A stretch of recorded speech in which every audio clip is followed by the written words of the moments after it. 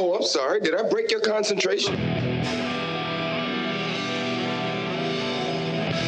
Somewhere between science and superstition.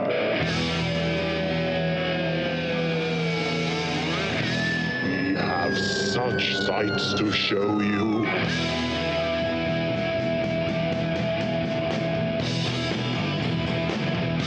Strange Eons. Welcome to Strange Eons Radio. Way over there is Eric.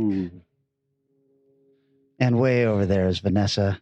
Hello. And I'm way over here. We are once again remote, but I think that we're doing a little better on our remote stuff. You guys may note that I've got some cool Bluetooth earphones in, huh? Pretty sweet. Very high-tech dude in 1998. Well, I was about to say, 22 years into the new century, I have finally joined it. Well done. It's not great, but welcome to it. Yeah. And it's Eric, you're still feeling a little crummy. Yeah. Still testing positive. And I feel, I'll probably have a coughing fit at some point, but I may not as well. So I feel okay. Right. But, I don't want to go out and disease anyone.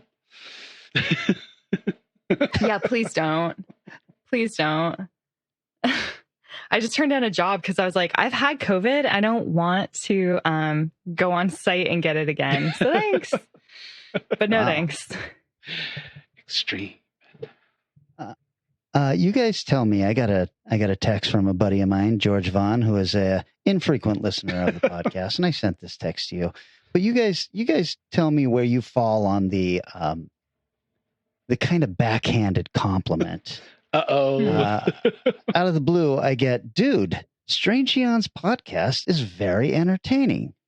Just saying. And how do you guys come down on the, I'm really surprised that you put out a decent podcast? That's so good. No, I've gotten that from my friends as well, where they're like, hey, I listened to your thing. It's actually pretty good. And it's like, thanks. I'm surprised you thought I wouldn't be able to pull off.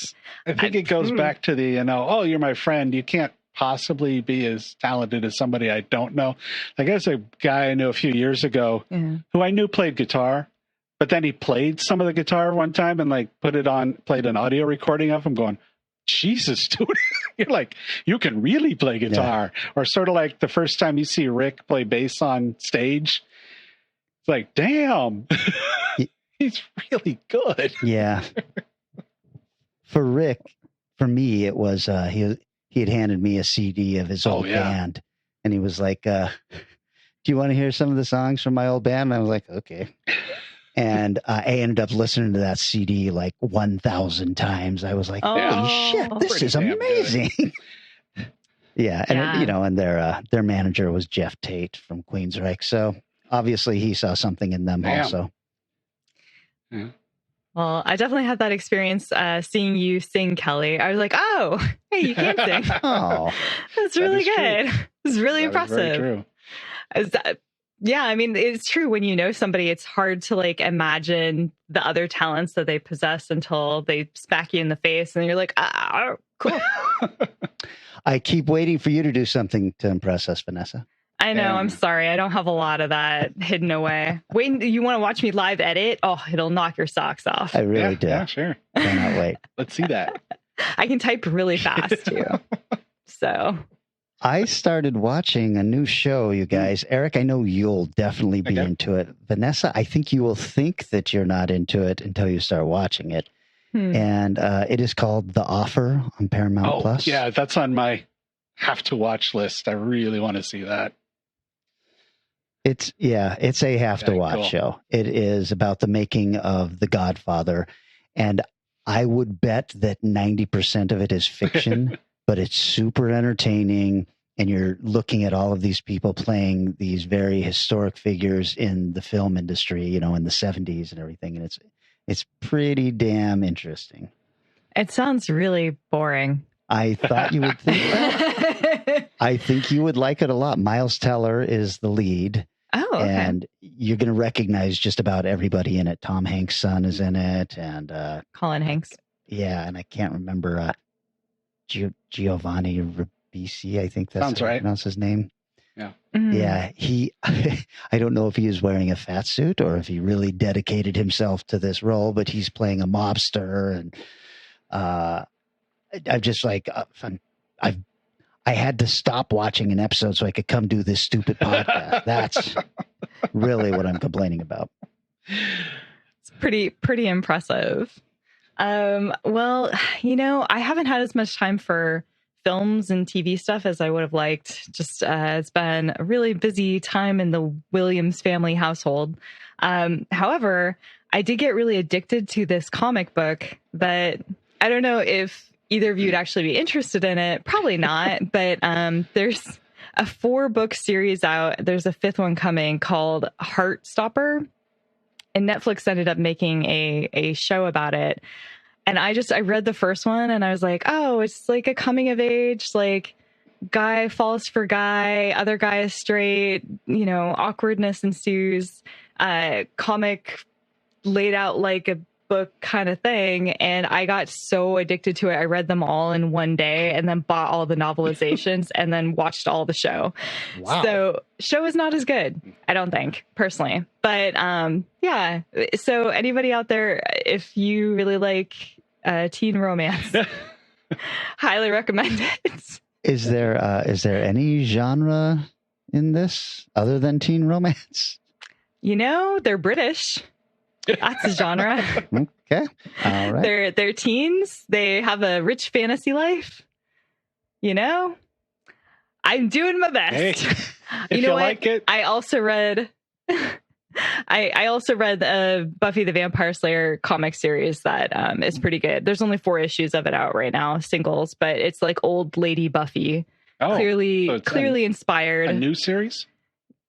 Yeah. Yes, I remember hearing about this like a year ago that this was coming out. I'm glad you mentioned that. I do want to read that. It feels very much like they watched Halloween or, anything else where like the old heroines returned. Oh. It has that real like haggard, aged feeling to it. And they even left Buffy with some of her like quirky sayings in there, but she's clearly like broken old lady Buffy. So that's pretty fun. They did a good job. I'm enjoying it so far. Cool. There you go. Genre. Thank you. You're welcome. Well, this was kind of my catch up last week with all kinds of stuff, like finished Stranger Things and watched the unbearable burden of incredible talent or whatever that is with the. Oh yes. The unbearable weight there of you massive go, talent. yes. Yeah. Yes. Which was a little darker than I thought it was going to be, but overall pretty damn fun. And Doctor Strange. Let's get your thoughts. Yeah. I kind of think. What do you think? I might have finally hit a little bit of Marvel burnout. I mean, I'm really enjoying Miss Marvel still, but why is this nothing but a series of giant battles? Is there gonna be any? I mean, he's a great guy. Like we talked about before, where some of the storylines should be smaller. Some of the heroes should be smaller. Doctor Strange is not that guy. But I didn't need every moment of the movie to be some nonstop mystic battles constantly going on. And it's like, I found myself I like Cumberbatch. I think in a really well cast Marvel world, he's one of the best casting choices. I enjoyed all the people that were in it, but I just kind of got a little bored with it. Yeah, that makes sense. It was a weird movie. Like tonally, it never really reached an emotionally deep space, which made it a little bit more like action. And it had that Raimi, like zany. So it's like action zany. So, and zany isn't far enough off to engage people emotionally to care about the action. So there was a lot of times where I was like, I really don't care what happens to most of these people, including American Chavez. I was like, I don't know who you are. Yeah. Yeah. Well, I mean, if you remember, both Vanessa and I were kind of like, I can't tell if we really like this movie or not. And that, I don't know if that has happened in any other Marvel movie. No.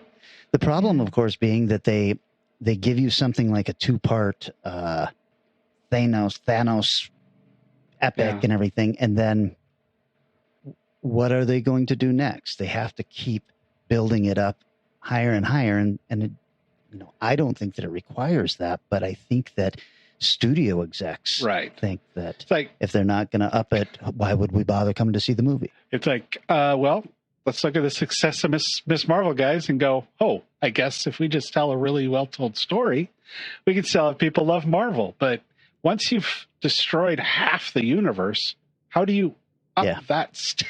Like you said, how do you up that stake? Yeah, when you kill and bring back and fight for and love like a bunch of characters, I don't think you can. I think you have to do what they have been doing in some of the shows and go back to being small and like smaller stories and smaller character developments and not worry as much about the epics. Maybe. Hopefully. Right there with you.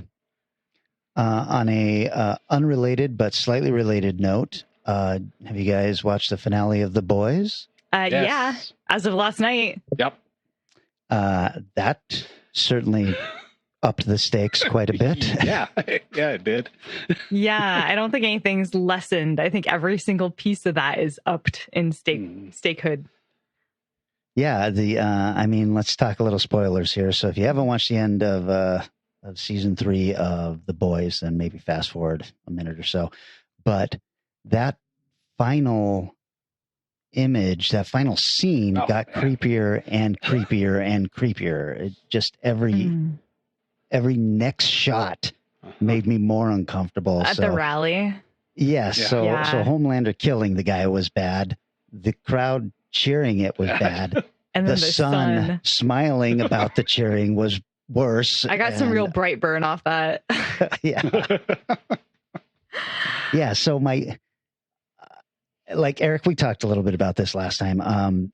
In the comic, we find out that Black Noir is a kind of screwed up clone of Homelander. And if I remember right, all of the horrible stuff that Homelander had done to Butcher's wife, that turned out to be Black Noir.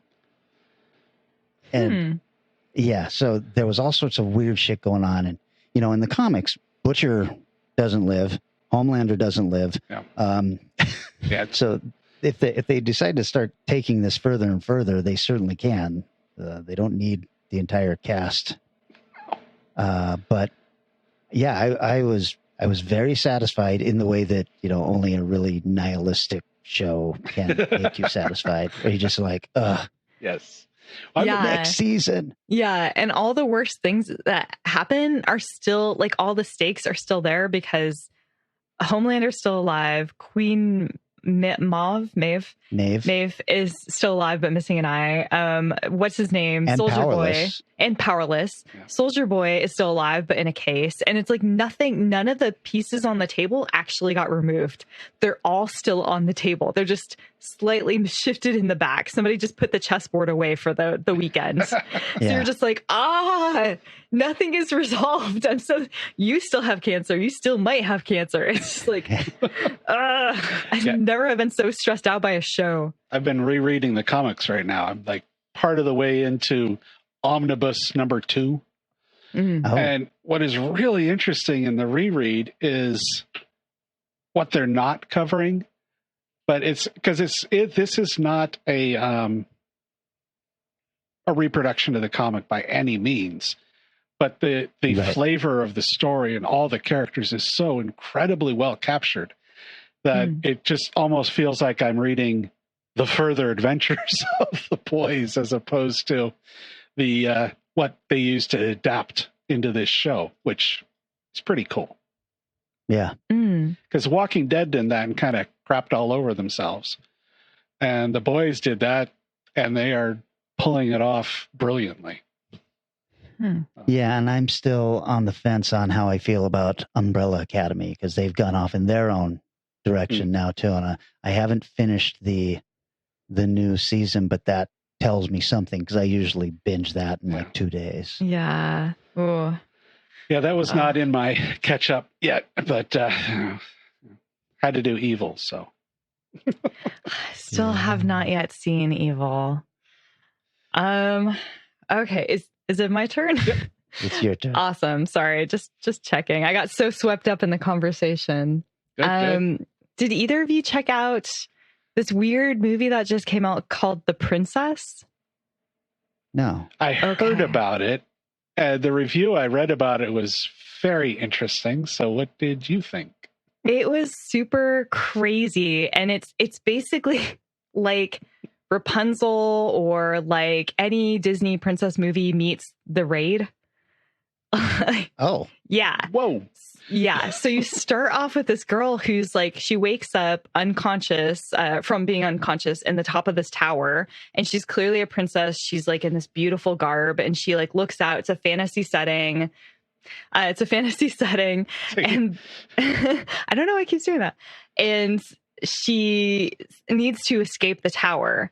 And in order to escape the tower, she's got to fight off all these people. And she's been trained by one of the king's like great guards, but who's also a martial artist. So she has all of these crazy like martial art moves and stunt moves and different things she can do with weapons. And with, you know, she can kill a man with like a string of pearls or with a piece of lace or, you know, with a knife. Like she's just completely equipped in every way. And she's just murdering like hundreds of dudes. It's very satisfying. What is this on? I think it was on Amazon. I'll have to check. It's extremely hot good. Chicks kicking ass. That's my thing. Oh my God. I think you would love that. I think you both would love this. It's just incredibly, incredibly fun. It sounds cool. That's called The Princess. Yeah, The Princess. It's on Hulu. Oh, okay. And it's starring Joey King, which is kind of a surprise. And it has Dominic Cooper in it. So there you go. Nice. And well, maybe not the final, but one of the major ones I caught up with that I've been dying to see for so frigging long was Everything Everywhere All at Once. Yeah. Loved it. Yes. Fantastic. Jesus. Ah. Like, it's kind of one of those that battled me a little bit with so many people talking about it. I'm going, man, is this going to live up? And part of the way through, I'm going, maybe this isn't going to live up. But as it kept going and kept going, never mind. This is awesome. Yeah, it's just it's such a weird, crazy, chaotic film. I know I had a couple of moments early on where I was like, I don't know if I'm going to like this movie. And then being like, because the hot dog finger people, I was like, I don't know, man, this is not my jam. And then by the end, I was like, they're in love. Yes, exactly. It was very sweet. And yeah. Very satisfying. I think, Kelly, when you talked about the editing of this film and the construction of this film from a production standpoint must have been astounding. It's unreal. It had a single editor, just one editor. I know. Like, what the actual hell? Really good. And then, but also all the setups to get all those quick shots of all the different people and all that. It's like, damn, man. The costume changes, the set changes. Like, even if you just have, I'm forgetting the name of the lead now, but even if you just have her in front of a green screen and she's jumping in, that's thousands of times. Like, it's bonkers. Yeah. And it probably was green screen, but it didn't feel like, or right. Yeah, it didn't have that separate coldness you get usually with the pure green screen stuff. So it's like, yeah, damn. $25 million budget on that. It's crazy. Bring back those mid-budget movies. Well, I'm how glad sad it's that we're calling that a mid-budget movie now. I know. Yeah. Hey, $1 million that's maybe a 2-bedroom house in Seattle. So, I mean, if you're lucky. Yeah, exactly. My goalpost has significantly shifted from when I was a kid. You can get what's the actor's name? Is it Aaron Paul from Breaking Bad? Yeah. Yeah. He's selling his Idaho mansion for $1.3 million, and it's gorgeous. Yeah, I mean, the only problem is you got to live in Idaho. Yeah, exactly. Yes. You better love a good potato and racism if you're going to move to Idaho. Wow. Let's hope we don't have any Idahoans listening. I only say this Hello. because my future sister-in-law and her husband live in Idaho, so I'm not. They are not racist, but they know a lot of racist people. No, walk away. Why don't we, take a little break, try and figure out how we're going to edit all that out. And then when we come back, we're going to be talking about Death by Furry. No.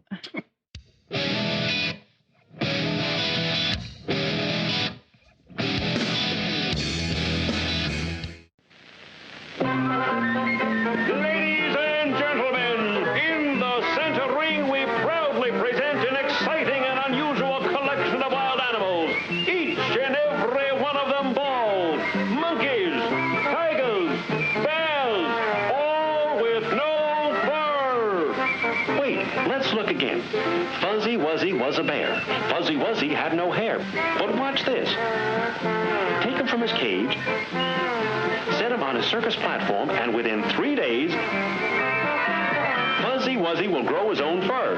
And then use Fuzzy Wuzzy to wash. Because Fuzzy Wuzzy is made of wonderful mild soap. And the cleaner you get, the quicker you'll find the toy surprise that's inside of each Fuzzy Wuzzy. So look for Fuzzy Wuzzy circus animals in their cages. Fuzzy Wuzzy bath soap. It grows its own fur. And we have returned. Mom, don't listen to this. You guys, it is hot today, and I have old man balls, and they are just stuck to both legs like a pair of veiny bat wings. This is the worst. Also, Vanessa's mom, you probably shouldn't have heard that. Oh my God. She's going to be so unhappy. She's going to tell me all about this. He's talking about his balls again. It's been a while. Also, why don't you just wear underwear? Does that not solve That it? doesn't help. I am wearing underwear. Not even like different kinds of underwear? No? Listen, old man balls. Oh. Regular balls, that probably works fine. Okay. I don't remember this being a problem in my 30s. It is super hot. I do concur with that. It is so freaking hot, guys. Like I can't imagine if I was back in the old place. Oh, jeez. Were you there when it was like 100? Yeah, but I left the place. That was the I got a room. correct move.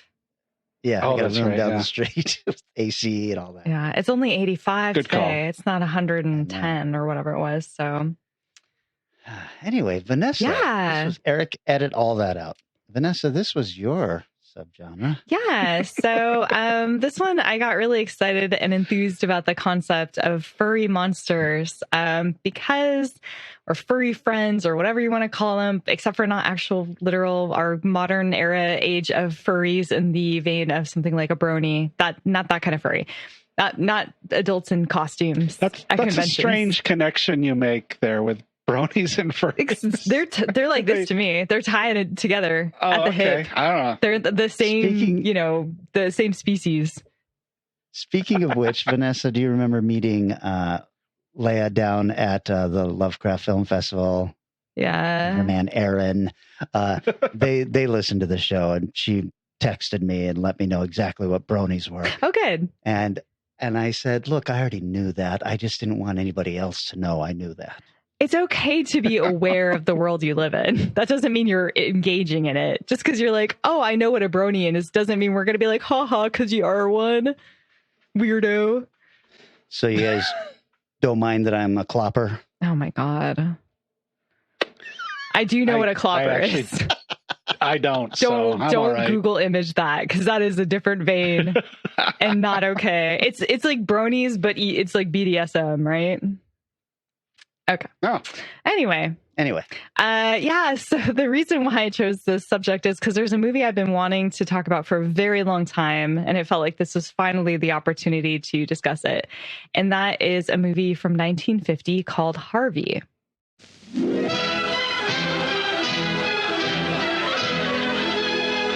We predict you'll greet Harvey with laughter and rousing applause.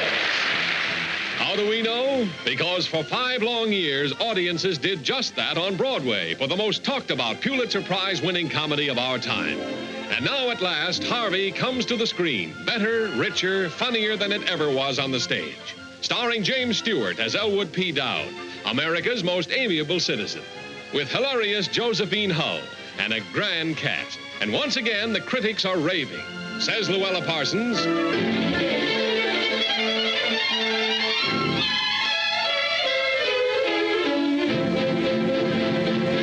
and Walter Winchell.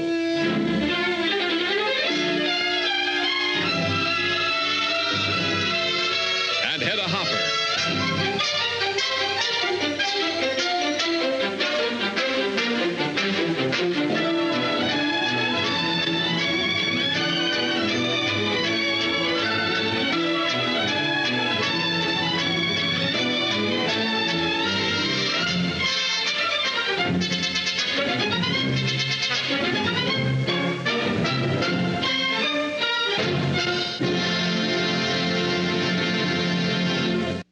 Have either of you seen this film?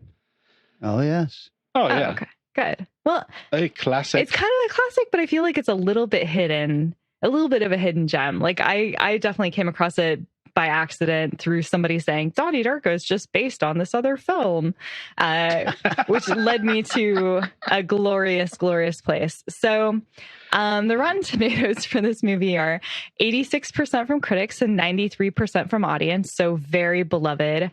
I don't have any budget info. However, I do know that it didn't really make money, which I can go into more in the trivia.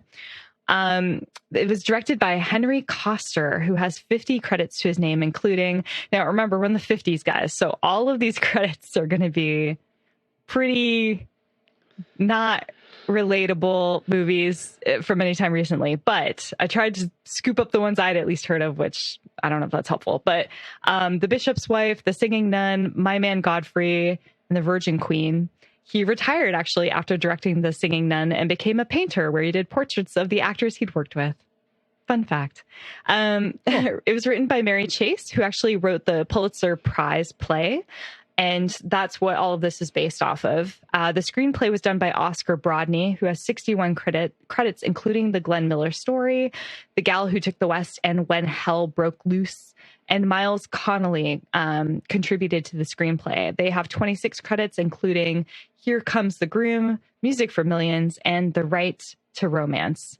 And It Happened in Hollywood. They also contributed to some Tarzan films, including Tarzan's Secret Treasure and Tarzan's New York Adventure. I wonder how many Tarzan movies there were, because I was like, you dabbled in a few Tarzan films. It is starring one of my favorite actors of all time, James Stewart. He plays the lead in this. He's been in 102 things. I can't even...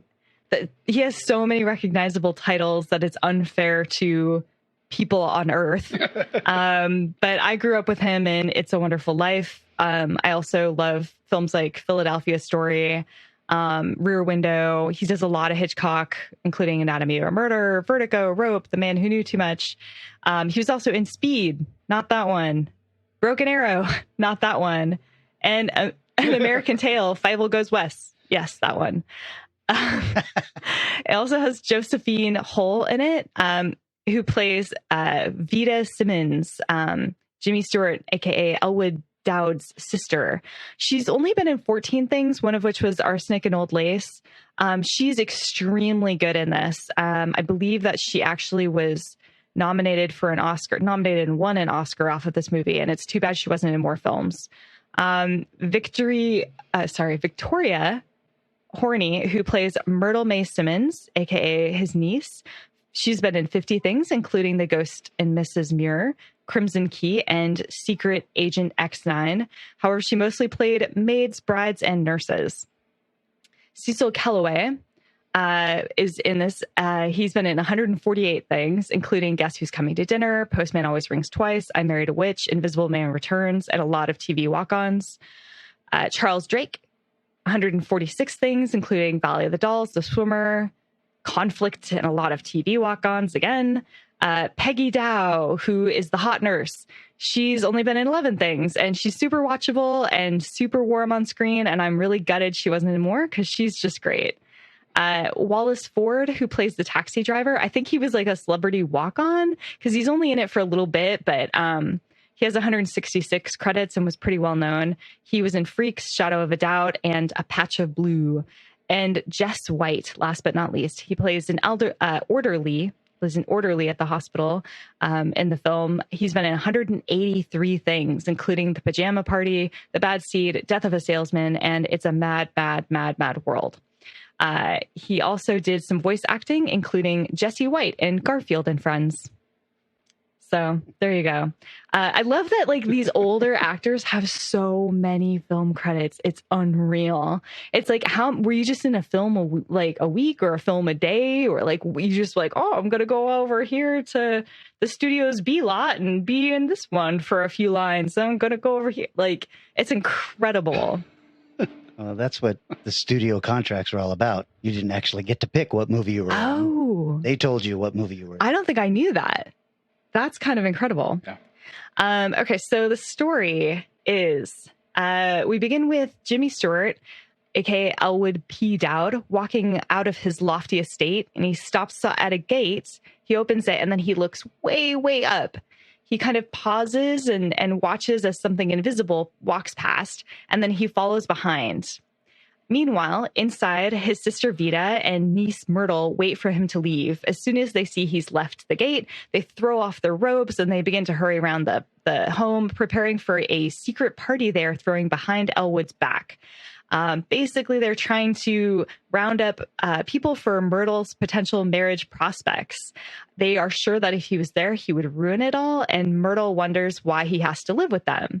Vita, Elwood's sister, reminds her that they are in fact living with him, as it's all his money and his house. So to ensure that Elwood won't return and ruin the party, Vita calls a judge that's a friend of hers, and he has the police go to watch and stalk him, basically, and detain him if necessary to prevent him from coming home and ruining this whole thing. The cop who is sent out has a big slip on a floor gag and knocks himself out. And of course, he's underneath, like, they pan up from his unconscious body up to a shot of doctor's office, and she opens the door and she's like, the doctor will see you now, unconscious policeman. So it's very much that kind of movie. It's very zany. Elwood arrives at the bar and asks his invisible person nearby him where they should sit. He says that he wishes to sit at the bar, or so we gather from his response. And the bartender, kind of knowing what's going on with all of this, seems completely unfazed and is like, all right, boys, what do you want to drink? In the meantime, Elwood reads the paper and realizes, because it's right there in big letters, that his sister's having a big party. He's like, oh, it would be so rude if I didn't go to this party. Oh my God, how could I be at the bar right now when she desperately would want me there? So he rushes off along with his friend. So he arrives just in time to meet an elderly woman who's asking about him and wondering what had happened to him. And she's super thrilled to see him. And he's really polite and he's really charming. And, oh my God, you beautiful thing. And it has been far too long, miss. And, you know, it's just really wowing the socks off her. And then he introduces her to Harvey, his invisible friend, and she is clearly freaked the hell out. And then he goes into the party and introduces Harvey, his invisible friend, to many, many more people. They all basically run out of the party like, oh, I left a thing on the stove. Oh, sorry, I'm feeling really under the weather. And of course, Myrtle and Vita are both like, no, don't leave. We'll never get married. That thus begins our film. So Elwood is a rich, well-known, eccentric man. He's extremely pleasant, friendly, kind, but most of the time he is out drinking with his best friend Harvey, intermingling with all levels of society, which drives Vita and Myrtle crazy. So he'll sit and talk with convicts, with working class men, with women folk, and like invite them back. He doesn't care who they are. Everybody he gives a business card to, and he's like, here's my name, here's my new number. The old one's scratched out. Come on by, let's have dinner. He's just really open, really friendly, and wants to make friends with absolutely everybody, which drives them crazy. And on top of that, his best friend Harvey is an invisible 6 foot 3.5-inch rabbit who Elwood met sometime after his mother died. And he spends all day and all night with him, introducing him to everyone he meets and letting Harvey, the invisible white rabbit, live with them. Much, again, to Myrtle and Vita's absolute frustration. his sister Vita and niece Myrtle are fed up with him. After he ruins their party and destroys the marriage prospects for Myrtle, they basically decide to have him committed. As you do. Because, why not? He's clearly not hurting anybody. Like, this isn't a problem, but they're just fed up with it. So Vita gets him in the car, and he very happily goes along, and he's like, oh, where are we going? Sounds good. And she just kind of doesn't really fully explain it. And as she's getting him committed, she sits down with the doctor and starts to explain the situation. And in her frustration, she talks about, this has been really graining on me, and it's been so much. And heck, sometimes I even think I see this rabbit, which of course leads to them thinking, uh-oh, and locking her up instead and releasing Elwood with a lot of zany consequences and moments and mix-ups, and the doctors being like, oh no, he's going to sue us, and being really apologetic. And he's like, hey guys, why don't you come down to the bar and I'm going to introduce you to, and they're like, no, we're sorry. Well, I just want to show you my friend. No, don't worry about it. And he keeps almost telling them about Harvey, does not quite get it out. So Vita, meanwhile, get put into a dunk tank and washed down and treated horribly, and it just really does not look good. Does not look good to be in a mental institute in the 50s. So, of course, it finally gets ironed out, and Vita gets out of there. She goes to the judge and says, I want to sue the pants off these people. And in the meantime, the doctors, the nurses, and the orderly run off trying to find Elwood so that they can recommit him. And that's most of the rest of the film, is them trying to figure out where he is, having a lot of near misses. Oh, I heard he was down here. And then he's actually in the room, like walking behind them and then closing there's a lot of like that kind of silly stuff going on. However, in the meantime, we start to see that Harvey might not be as imaginary as we thought. The hospital staff, for example, discover a hat that's hanging on the coat rack, and it's got 2 holes in it where you might have, big ears if you were a dapper young bunny out and about. Also, Elwood had described his friend to somebody as Puka. And so the orderly looks up what the term puka means. And as he's reading aloud the dictionary definition, the words start to change as he's reading it and kind of play a little bit of a prank on him, which is very silly, very fun. And other things happen, like things go missing. So the hospital team discover that the head doctor of the hospital has figured out where Elwood was and went after him alone. They are freaked out that Elwood may have harmed him, so they race off down to Charlie's pub. Weird that he's there because he told literally everyone he would be there. He keeps handing out cards and be like, meet me at Charlie's later. And they're like, oh my God, where is he at? It's like, is he at the place he told you to meet him later? I bet he is. So they run down there, find Elwood, and when they ask what he's done with this doctor, he's like, oh, he had a conversation with Harvey and they wandered off together. So the older doctor, then we see him appearing back at the insane asylum, and he's sort of skulking around the grounds, like kind of hiding from something. And then pops into the hospital, and he closes doors behind it, locks it, he walks forward, and we see the doors swing open behind him. And then goes through another door, locks it, keeps going, and to his back, the door swings open behind him. So we know that Harvey is following him, and he's trying to avoid Harvey. The hospital staff do manage to bring Elwood back there, and the doctor brings Elwood into his office, and he's like, hey, we got to have a private conversation. So what has he discovered about Harvey? Well, the doctor does also see Harvey, and he has also talked with Harvey, and he's really curious about Harvey. Elwood explains kind of how he met him. He met him like one day. Harvey was just hanging out at a lamppost, and they got into a friendly conversation, and they've just been hanging out ever since. But Harvey does have these strange powers. So first of all, he's invisible to most people, but also he's able to do things like stop time. He's also able to see the future. He's also able to give people kind of miracles, like he can bring them off to their wildest, most exciting adventures and dreams of where they might want to be. And the doctor asks Elwood if he's ever taken Harvey up on this, and he's like, "No, we just have a really good time together. I don't really need any of that." And the doctor gets an idea in his head, and he's like, "Oh, maybe I could borrow Harvey for a little bit. We could just hang out. He could, help me with some stuff. And Elwood's like, okay, well, sounds like it's up to him. And there's a lot of other things that happen, but essentially the movie ends with kind of a sad looking Elwood walking away from the institution, just kind of on his own, like a real aw shucks, like miss my friend already sort of thing. And all of a sudden he stops and he goes, hey buddy, what are you doing here? I thought you were going to be with the doctor. And he's like, oh, you know what?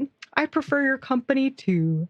So really sweet, really lovely film. There are a couple things I don't love about it. There's a lot of antics, and I don't know that those age super well for me, but they're not bad. They're just really like, what? I'm slipping here, boys. And oh no, don't you put the pot in roast that's burnt in front of the people. It's like a lot of kind of older stuff that I'm not sure I find very interesting. There's also a lot of talking about very obvious things that are happening in the film, and that can feel a little bit much. There's also some very icky man-woman relationships going on. There's a nurse who has a crush on a younger doctor, and he treats her like trash. He's like constantly yelling at her, telling her she sucks, and she's clearly in love with him, and she just kind of lets him keep being a dick to her. And then of course we're supposed to feel excited when he finally sees how great she is. And I'm like, I think she could do better. In fact, I think she should be with Elwood because he treats her right, and this guy does not. So I was very team Elwood for this. I don't think I was supposed to be, but darn it, I was. And there's another scene with a guy who's basically like kidnapping a girl, and they're fine, and that was a lot. But this film has a lot of really wonderful things going on in it. Jimmy Stewart's incredible. He just sells every moment of it. Like, you never feel like, oh, like this invisible thing is, it doesn't feel stage play, even though it is based on a stage play. Like, if you feel that relationship's real, and you feel the way that he's acting with it is just nicely constructed. It's a really great performance. I like that the fact that the puka was seen as like a imaginary diseased element of the character was really powerful. And then we get to find out that it's real, but we never see it. And I think that's extremely strong. We see a painting of it, but the painting is just freaking fantastic. It's like a bunny with his little arm, like standing behind Elwood with a little bow tie and like a little belt on. He's very dapper. He's clearly like a gentleman bunny, but he's like huge. So that's enough. I feel like that's enough. You don't need to do anything more than that. Yeah, there's just some really great little scenes scattered throughout. I don't know. I think without these little touching moments that happen here and there, it wouldn't be as powerful. But there are just these just really strong, interesting character pieces. For example, when Elwood's left alone with the doctor and the nurse at the bar, he's kind of talking to them about what he and Harvey get up together. And the younger doctor, is really trying to trick him and be like, is Harvey the name of your father? Is Harvey the name of a friend who hurt you as a kid? Is Harvey the name of, somebody you looked up to? And he's like, no. Like, I've never known anyone named Harvey before. And he says, what Harvey and I get up to is we sit in bars, have a drink or two, play the jukebox, and soon the faces of all the other people, they turn towards mine and they smile and they're saying, we don't know your name, mister, but you're a very nice fella. Harvey and I warm ourselves up in all these golden moments. We've entered as strangers. Soon we have friends, and they come over and they sit with us and they drink with us and they talk with us, and they tell about all the big terrible things that they've done and all the big wonderful things that they'll do, their hopes, their regrets, their loves, their hates. All very large, because nobody ever brings anything small into a bar. And then I introduce them to Harvey, and he's bigger and grander than anything they offer me. And then, and when they leave impressed. The same seldom come back, but that's envy, my dear. That's a little bit of envy in the best of us. So there's just these little touches of quotes and pieces that are just so affecting and so, so wonderful. There's another quote. Well, I've wrestled with reality for 35 years, doctor, and I'm happy to state I finally won out over it. It's just stuff like that. That's just so good. And it's just sprinkled all the way across. So I think that's really what sells it. So yeah, I like it. I would recommend it. It's really, really lovely. And I like that Harvey's real. I got a little bit of trivia for you guys. So like I said, it was based on a stage play. In fact, before starring in this film, Jimmy Stewart had played Elwood B. Dowd on stage during the role's originator, Frank Fay's Vacation. Among those considered for the role of Elwood, however, they did think about casting for the movie Bing Crosby, Cary Grant, Rudy Vallee, Joey E. Brown, who had also played the part on stage, Gary Cooper, Jack Benny, Jack Haley, and James Cagney. I think they made the right choice, though. At the suggestion of James Stewart, the director changed many shots to make them wider so that Harvey would be in frame. As a joke, the cast and crew would often set a chair for the title character at lunch and order him something to eat. It's very, very sweet. Although James Stewart, and this is something I found interesting in the film. So Jimmy Stewart's 6'4", and he refers to Harvey as being 6'3.5", but he constantly looks up at him. So apparently, James Stewart said that he decided that Harvey was going to be 6'8", but then they never changed it in the script. So there's just kind of this like weird disconnect, but I guess most people don't know Jimmy Stewart's height, so it's fine. Although James Stewart's character, Elwood P. Dowd, most certainly was referred to as an alcoholic, only at one time in the entire picture is he seen taking a drink. And this is because of the Hollywood production code. They would not be allowed to show him getting drunk on film. When speaking with Mrs. Chumley, Elwood describes Harvey as a puka, which is a creature from Irish mythology and in Celtic as well as Nordish myth as well. Referred to as a bringer of either good or bad tidings, a puka can appear in the form of various animals and sometimes as a human, and in most cases, a puka is both friendly and helpful.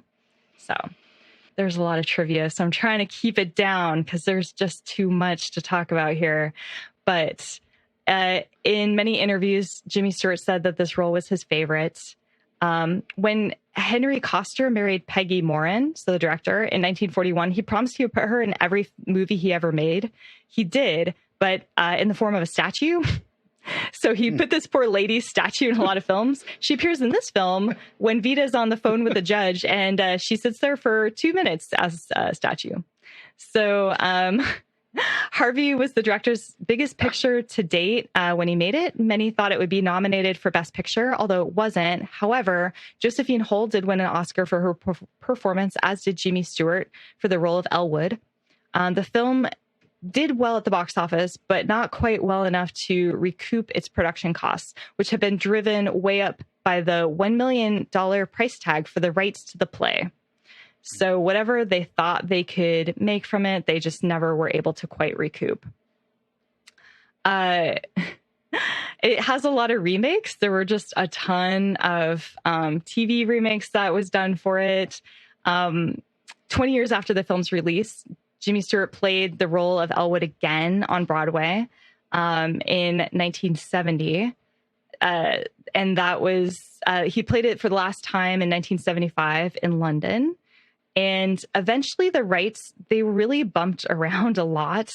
In 1999, Gregory, who had the rights from when he bought it from someone else, sold the rights to Miramax, who beat out several high-profile bidders, including Walt Disney, Universal, and New Line. However, Miramax still had intended to have Gregory produce Harvey. Universal was interested in having Harvey with Jim Carrey starring. While New Line saw it as an Adam Sandler movie, Harvey Weinstein was considering Carrey and Sandler as well as Tom Hanks. But Weinstein wanted it to be set in a modern setting. He eventually took the project to Dimension Films, who partnered with MGM to co-finance it. Craig Mazin was hired by Dimension to adapt the screenplay, and John Travolta was entered into negotiations to star, but then the rights lapsed. They were picked up by 20th Century. John Topper was hired to write the script. It just went on and on and on. Spielberg was going to direct a version, but instead he ended up doing Abraham Lincoln, and then it just keeps going. But currently Netflix has the streaming rights for Harvey. So there's a possibility we might still see that. Spielberg's still talking about putting Robert Downey Jr. in it, but it's very unlikely at this point. So who knows? It'll probably pop up at some point, though. I am a huge James Cagney fan, but I cannot imagine him in a role like this. Yeah, I can't imagine a lot of those people in that, like even Cary Grant, and like I don't see it. Yeah. You don't want to be handsome necessarily for this role. I feel like you got to be like interesting. I don't know. Yeah. This was a first time viewing for you? I had seen it once before, but I think I was really distracted. So I remembered parts of it, but not all of it. So it felt like a first time viewing. Yeah. This is a lovely, lovely little movie. Yeah. Well, here's a weird side note reaction I had to your talking about that movie. You know, the movie Legally Blonde. Elle Woods is the name of the main character. So every time you said Elle Wood in my head for a second, Reese Witherspoon was like, that's just a very different movie now. Maybe we could read into that. Maybe we could think how, you know, Legally Blonde might in fact be a tribute. There are animals in it. So anyways. Yes. Your movie was good. Was yours not? Oh, my movie was fine. No. Yeah, I'm talking about, and this ends with an exclamation point I should have known. Save yourselves. Okay. 1, 2, 3. Hello, this is Jack. And Sue. We are going offline for 1 whole week. I would love to do something tangible. I want to figure out who I am. But we will be back June 9th. No laptops, no phones, no connecting to anything. Thank you. I've been restoring my grandfather's cabin upstate. Actually, y'all should go up there. That'll be great. Yeah. We're not checking our email either, guys, and we're not kidding. Okay. Bye, world. Okay, bye, guys. Thank you.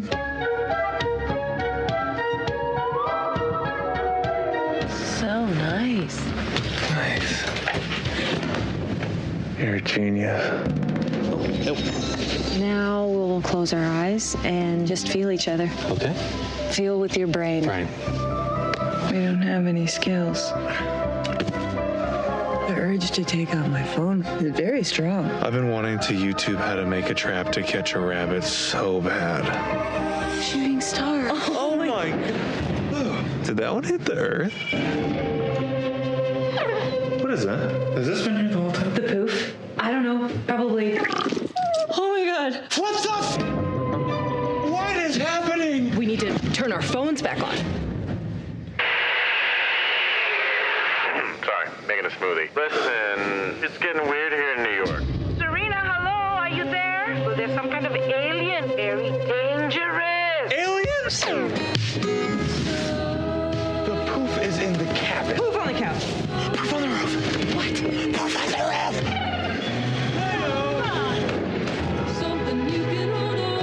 What did Sean Connery say to the hostage who had a beard? I came here to shave you. Are we gonna have to shave ourselves?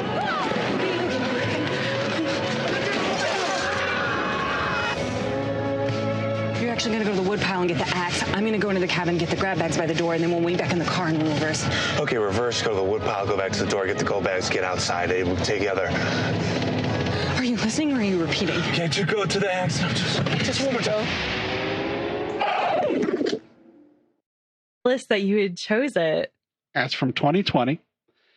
Its Rotten Tomatoes is 89 from critics and 60 from the crowd, which I am definitely leaning towards the crowd on this one.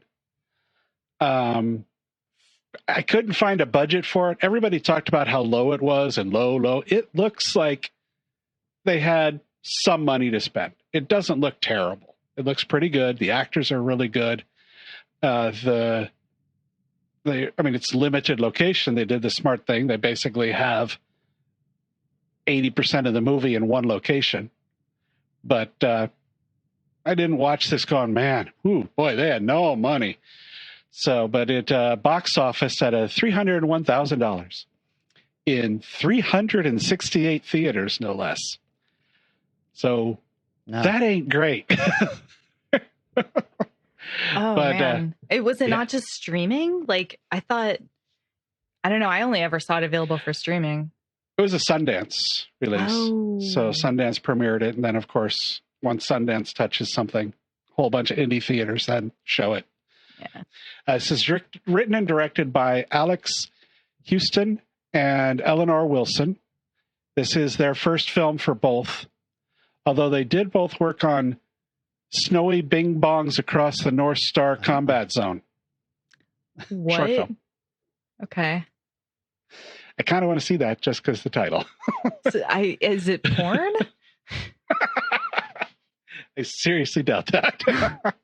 Stars Sunita Mani, who was in Snowy Bing Bongs Across the North Star Combat Zone. But actually 16 episodes of Mr. Robot and The Death of Dick Long and Glow. So she had a pretty good resume. Oh, Glow. Yeah. Okay. Yeah. And John Reynolds, he's in Stranger Things. He's one of the police officers, the younger police officer with a mustache. He's in it quite a bit. And Most Likely to Murder. And they're really the only two in this. There's also, for a little while, Ben Sinclair from Thor, Love and Thunder, High Maintenance, and Teenage Euthanasia. That sounds fun. The movie begins with a overlay of the year humankind lost planet Earth.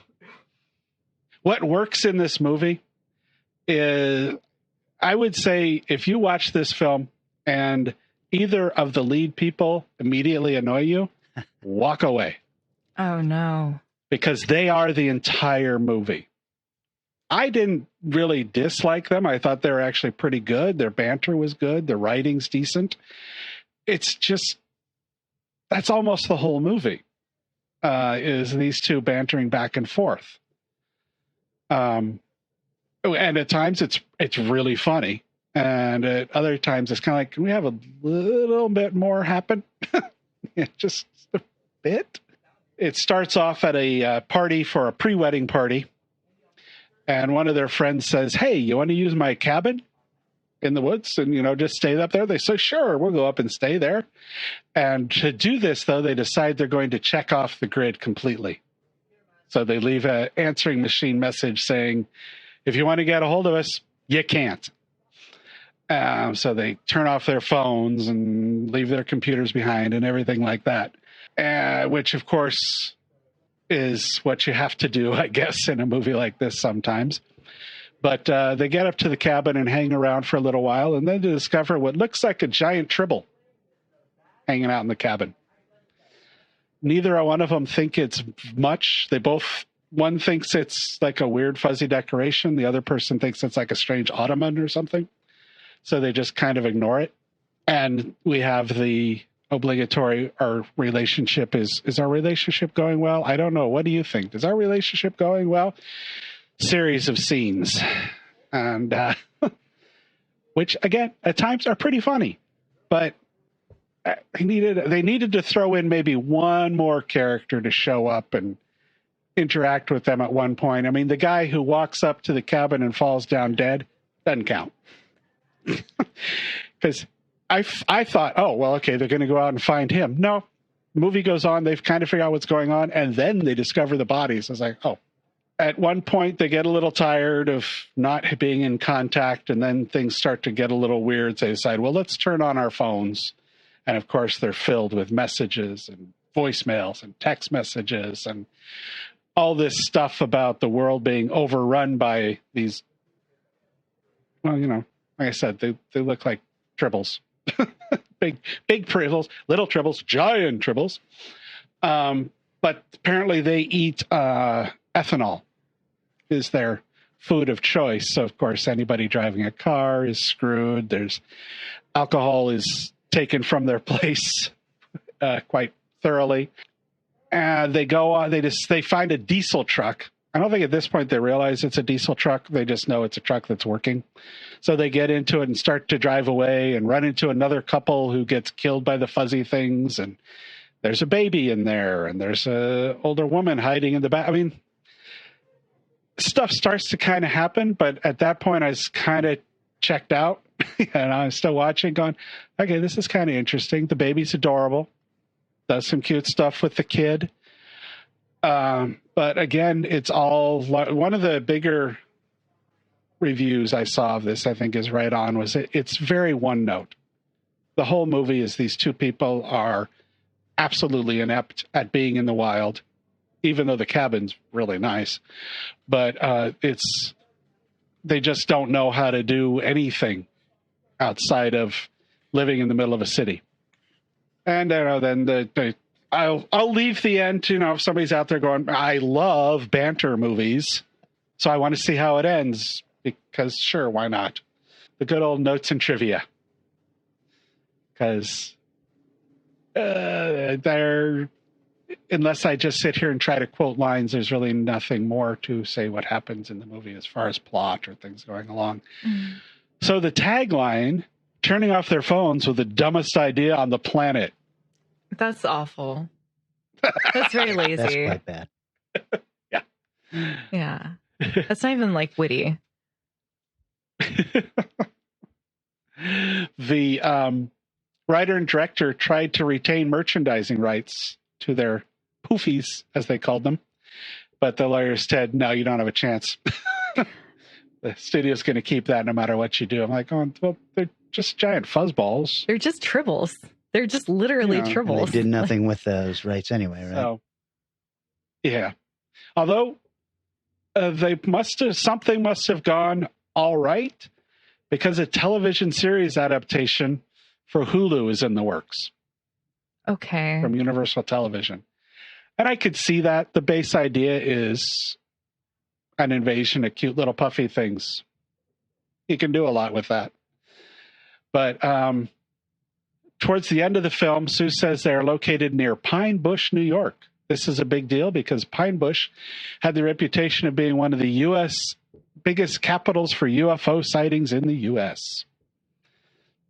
Of course, almost all of those sightings happened in the 80s. The UFOs have funny moved how on. Now that we have fantastic cameras in our pockets all the time, UFO sightings have dropped significantly. The film did premiere in 2020 Sundance and was released that same year by a small company, Bleecker Street. And it's not horrible. Like I said, the performers are great. They're both likable to a point. They get a little weird with the I can't do anything after a while, but they're good. The directing's fine. The writing's fine. It's just, this is a studio or a film festival comedy. Does it feel like it's a kind of a natural child of the mumblecore movement? I can see that. Yeah. Because all the things you're talking about that, I think I would hate this movie, but they all sound like little things that stem out of that mumblecore world. Yeah, I could see that would definitely work. But it's at least solid acting and solid lines. They're not. I don't think they're improving very much. If they are, I'd say pretty good improvists. But that was my. Wow, you really sold that. Oh, yeah. I'm not rushing out to see that. I was going to ask you where you watch this, fine. but I realized I don't care. Hulu. I mean, I literally don't care. Well, then I don't care either. What would you say the Rotten Tomatoes was on this? The critics had it at what? 89, I believe. That's so high. Yeah, 89.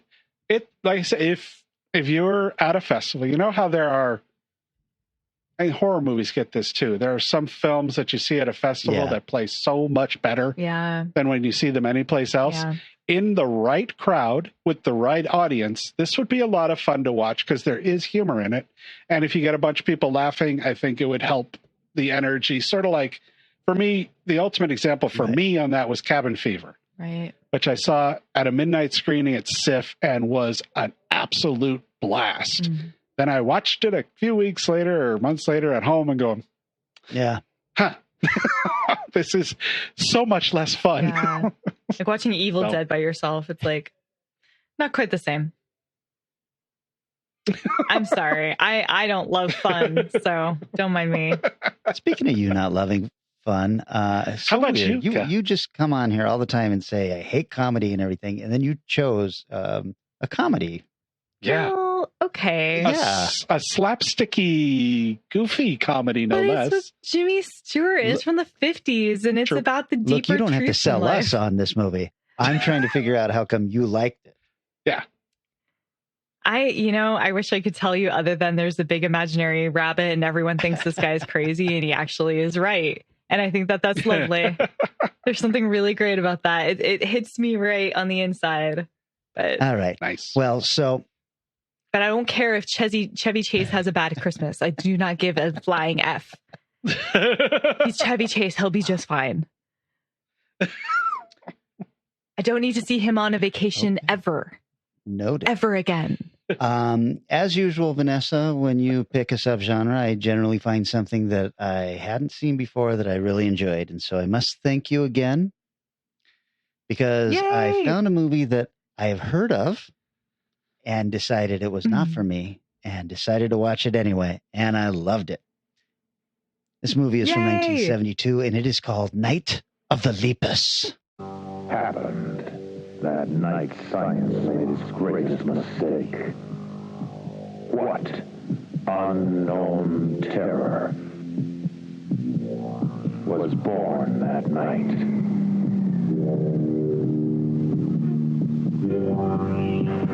What is the terrifying mutant that strikes from behind the shroud of night?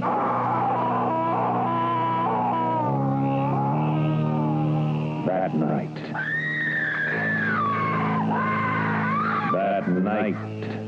of the Lepus. A night of total terror, more shattering than your strangest nightmare. What caused the unnatural death, destruction, and panic? That night of the Lepus. Janet Leigh, Stuart Whitman, Rory Calhoun, and Paul Fix. Night of the Lepus. Kill one, and thousands take their place. What devil creatures growing weight in size every day are hidden behind the eyes of horror? What can stop them? Night of the Lepus. Excellent. Budget of good. $900,000. Could find no box office information. I can't imagine it was very good. Probably not. The critics for Rotten Tomato, they have it at 8%. The audience has it at 26%.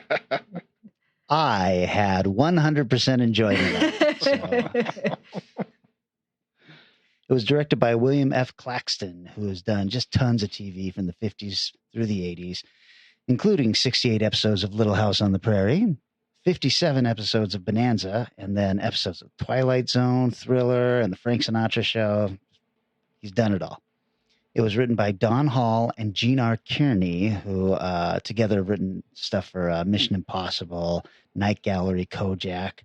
Do you remember many episodes ago when I was talking about this show I used to love called Cliffhangers that was on in the 70s? Yeah. They wrote the Secret Empire segment of that series, which was this bizarre thing where these cowboys in the Old West find this underground entrance to like a different dimension where there's an underworld city and everything. It was really, really a cool thing, but they wrote that. You guys, this was based on the novel The Year of the Angry Rabbit by Russell Braddon. That comes back too in one of my trivia things, so don't let me forget. This stars Stuart Whitman, 190 credits. A lot of it, this is 72, so a lot of it is Westerns and stuff from the 50s, but he's also been in some genre stuff, including Demonoid, Deadly Reactor, Omega Cop, and he played Jonathan Kent in the Superboy series from the 80s. He's very handsome, really rugged looking. It also stars Janet Leigh, of course, from Psycho, The Manchurian Candidate, The Fog, and Halloween H2O, which she starred in with her daughter Jamie Lee Curtis. It stars Rory Calhoun, 127 credits, mostly television, but also the movies Revenge of Bigfoot, Motel Hell, and Hell Comes to Frogtown. Yeah. Personal favorite. That one's for you, Craig. And then in a small role, DeForest Kelley, who has 131 credits, but is most known as Dr. McCoy on Star Trek. This is 1972. This is his last non-Star Trek film. Wow. So this story, you guys have both seen this? Oh, yes. Okay. Because this didn't become available again until like 2005. So I thought that was interesting. Yeah, I think I got the DVD as a gift a couple years ago. Okay. So the movie starts with a news report that shows that overpopulation around the world is not just a human problem. We see footage of a rabbit population explosion in Australia, and then the same thing happening in Arizona. And the problem with too many rabbits is that they destroy the crops, of course. And then we meet Cole Hillman, who is a rancher who's riding his horse across his land, which has been devastated by the rabbits lately. And then his horse steps into a rabbit hole and breaks its leg, and Cole has to shoot it, put it out of its misery. That's like the second scene in the movie. Oh, jeez.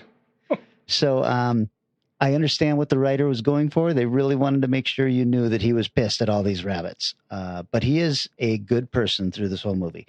So he calls the university to try and figure out what his options are. And because he's one of these guys, he knows that everything is dependent on the balance of nature. And he knows that if he poisons the land, then his cattle would risk getting sick. And then he basically ends up with useless land. So he's trying to do something that is not the generally accepted thing, which is just to poison all of your stuff so that the rabbits die.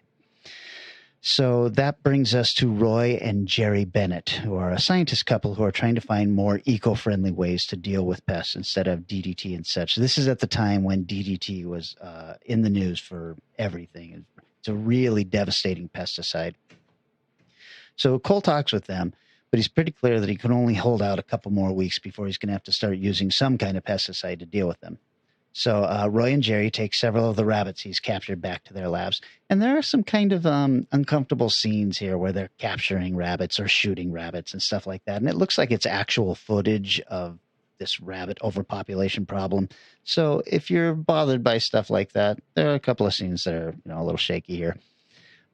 They take the rabbits a couple of the rabbits he's captured back to their labs, and they're going to experiment with a number of drugs that will basically chemically neuter the rabbits. But over a couple of weeks, they see that some of the rabbits have grown in size, and we're talking, they look like they're 10 or 15 pound rabbits or something. But otherwise, they're not affected the way that they need to be. So they call up Cole and let him know that their experiments were a failure. Page 2. So wouldn't you know it, one of those test rabbits escapes and mingles with rabbits on the ranch. And Cole is trying all this other stuff. He's trying a controlled burn of his land to basically starve the rabbits out and everything. But while he's doing this, he finds some strange tracks in the mud. Not sure what kind of animal this is, but it sure is big. We are then treated to a couple of bunny attacks. And this bunny has, this mutated bunny has made it, I guess, and made more big bunnies. It seems awfully quick to me, but at this point, I'm all in because this movie is getting zany and wonky. I actually really enjoyed this movie so much. So there's a scene where an old miner is attacked in his shed. He's got a shed right outside the old mines. Unclear why he is still mining. He is the only person mining in this mining tunnels and all that, but he's attacked in his sheds, and then we get a delivery driver who is also attacked. Some of the effects in this are surprisingly gory. When the police find the delivery driver, they're trying to figure out what happened to him, and then they show a shot of him, and it looks like he's lying on the ground and everything, and he's sliced up, but he's still in the shape of a human. So the slices are like razor sharp. It'd be like if you had a cake of a person and you sliced the leg, and so there's these huge cuts through the entire body. And I was like, wow, this is fantastic. Really gory. It looks like he was attacked with a super sharp sword or something. So they get the body back to the coroner, and the coroner is telling them, no, this is an animal attack, because they're like, what kind of psycho would do this? And the coroner's like, it's an animal attack for sure, but it'd have to be a saber-toothed tiger based on the puncture wounds. Anyway, they finally figure out that it is, of course, gigantic bunnies, and that they are using the old mine shafts as kind of a warren. So they decide they're going to blow the shafts and trap the monster rabbits inside. And this kind of works. But the people in the movie think it absolutely works. So they're just like, yay, us, nothing to worry about. Now, the scene where they go into the mine is hilarious because, of course, the rabbits are just regular sized rabbits, and they have smeared like ketchup around their mouths. And then they put these roaring sounds on the rabbits, and it's just like this is everything I love in a So Good It's Anyway, so everybody's like, well, we sure took care of that problem. And then the next night they are definitely caught by surprise when they are suddenly stampeded by this gigantic range of rabbits. And these rabbits are now, the size of vans, basically. And they're thundering down the road, with their big floppy ears and everything. Because, of course, they are Easter bunnies, basically. They're not, your little farm or actual wild rabbits. They have the big floppy ears and all of that stuff. It's adorable. And they are tearing the tiny town apart and knocking over cars and killing people and shit. It's all amazing. So they end up having to call in the National Guard, and they make this super elaborate plan where they're going to try and herd the rabbits toward the railroad tracks, which they have electrified in the hopes of killing them all. And they've got, a shot of a helicopter in the sky with a spotlight. And then, of course, a very different shot of a flashlight hitting a rabbit on the ground, trying to make this look like the same thing. Anyway, you guys, are they going to succeed in stopping the rabbits? You all need to watch this movie to find out. It was way too much fun. It is on Tubi for free. So nice. Okay, I have some trivia. Originally titled Rabbits, MGM changed the title and avoided including any rabbits in most of the promotional materials to try and keep the featured mutant creatures a secret. However, the studio itself broke the secret by issuing rabbit foot-themed promotional materials prior to the release. I went online, found one of these. It is a rabbit foot, like, used to be popular, splattered with something red to look like blood. And I'm just looking at that going, this doesn't make the case that the rabbits are evil. No. Right? Because you're holding the foot and it's splattered with blood. It's a bad one. Oh, jeez, guys. Janet Leigh declined to allow her two teenage daughters, Kelly Curtis and Jamie Lee Curtis, to appear in the movie in minor roles, as she did not want them to be part of or even see a horror film. Oh. Whoops. Yeah. In an interview, she said she took the role because it was shot near her home and meant less time away from her family. She also said in that interview, and I quote, "I've forgotten as much as I could about that picture." Oh, man. Posters and trailers for the movie did not feature any rabbits. Marketers feared that the audience would not take the movie seriously if they found out about the giant killer rabbits too quickly. And if you look at the poster, it says Night of the Lepus, and it's got some people screaming, and it's got two eyes on it. They are not bunny eyes, and they're just kind of in the fog, and they're staring straight ahead. It actually mostly resembles Hedorah, the Godzilla creature. That's what the eyes look like on the poster. So if you were hoping for something like that, you got big bunnies and probably very disappointed. The killer rabbit effects were created mostly by normal-sized rabbits running around on miniature sets. A man in a rabbit suit was used for some attack scenes. In the scenes where the rabbits are ferociously roaring, they are actually just yawning. Yeah. So, okay, this is the one that sounds bogus to me. The film was originally entitled Night of the Lepers and about zombie-like lepers and a mass plague, riffing off the success of Night of the Living Dead.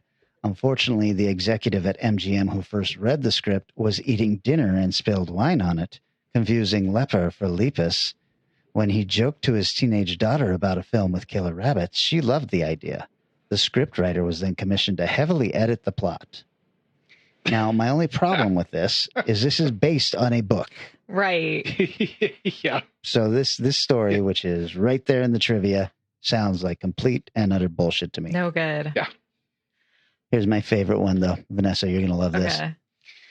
Due to their mating proclivities, the 24 bunnies bought at the beginning of the Oh my film God. ballooned to nearly 100 by the time the stampede sequences were being filmed. Yes. Bonus. Oh, that's so good. I sat there kind of thinking, what have I got myself into? And really, by the time DeForest Kelley showed up, I was like, okay, I'm totally in. Just seeing DeForest Kelley in normal clothes and not a blue, turtleneck with a little star on the chest. I was like, all right, I'm in on this. And then it just got better and better. Loved it. I was really excited about this film and that you chose it. And I told my sister about it and I made her watch the stampede scene on YouTube. I was like, no, you don't understand. This movie's so incredible. And the little bunnies are like, flop, flop, stop, smell, flop, flop through these miniature sets. They talked a little bit about how difficult it was to try to make them stampede because rabbits just don't do that. So they just kind of wander.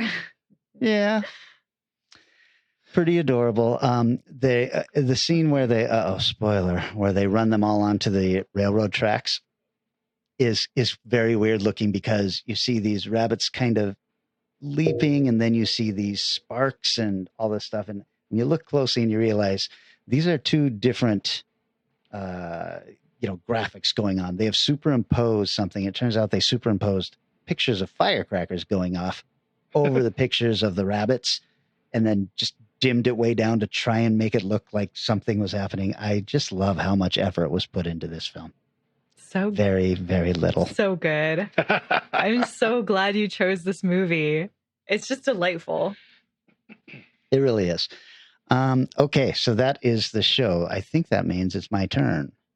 Yes. Okay. That's how you play the game. We have done an episode on doctors, mad scientists, and stuff like that. And so I thought I would switch it up. And I was inspired by the trope of the doctor who's trying to help in a horror movie. He usually is horribly killed in some fashion, thinking of Loomis in Halloween or the doctor in American Werewolf in London or something like that. So a good doctor. He doesn't have to be the main character or anything like that, but he has to be on the side of good this time. Nice. That sounds like a but I do huge want it to challenge. I do want it to be a genre film, Vanessa. So if you pick another Jimmy Stewart movie, it better be a Hitchcock film. He's invisible. He's a spirit. He's a puka. Come on. How is that not a genre movie? Puka. You got me. This is the part where I thank everybody for participating in the value for value system. And if you're wondering what that is, you've been listening to us for 90 minutes now. And if you got some value out of that, give some value back. Maybe that's in the form of liking and sharing posts. Yeah. Maybe that's in the form of donating to the show, which our friend Micah did again. And Micah, I am going to be watching the movie that you suggested, and we will talk about it next episode. Oh, man. Nice. Well, yes. Thank you to everybody who's donating and watching and sharing and liking and commenting and telling their friends about it and getting other people to find us. And it's awesome. We really appreciate it. And it also leads to things like us having these awesome new mics, which we can use when Eric is contagious. Right. Sounds beautiful. And if you are enjoying us on YouTube, make sure to subscribe. Subscribe, get that notification, and you'll know when our stuff's showing up. Great. Now my mom's going to hear that and be like, can you show me how to subscribe to your show? Thanks, Eric. Excellent. Also, hey guys, I get angry when we've been away from each other too long. So how about next episode we do this in person? I mean, sounds good. I don't think this is up to me, but I'm down for it. If Eric isn't going to give me the corona. I can bring Corona. Let's Don't bring have Corona. We'll have a Corona party. Oh, God. All right, guys, that's it for the show then. We will be back in 1 week, and we are talking about the Good Doctors. Goodbye. Goodbye. See ya. Transportation and other considerations for Strange Eons Radio, produced by Pan Am Airlines. When you think of traveling, think of Pan Am. You can't beat the experience. Guests of Strange Eons Radio stay at Econo Lodge Everett. It's an easy stop on the road, if you know what we mean. Strange Eons Radio is recorded live in front of a studio audience. If you enjoyed this episode, please consider leaving us a positive review on your favorite podcast app. Sit, Ubu, sit. She's going to tell me all about this. He's talking about his balls again.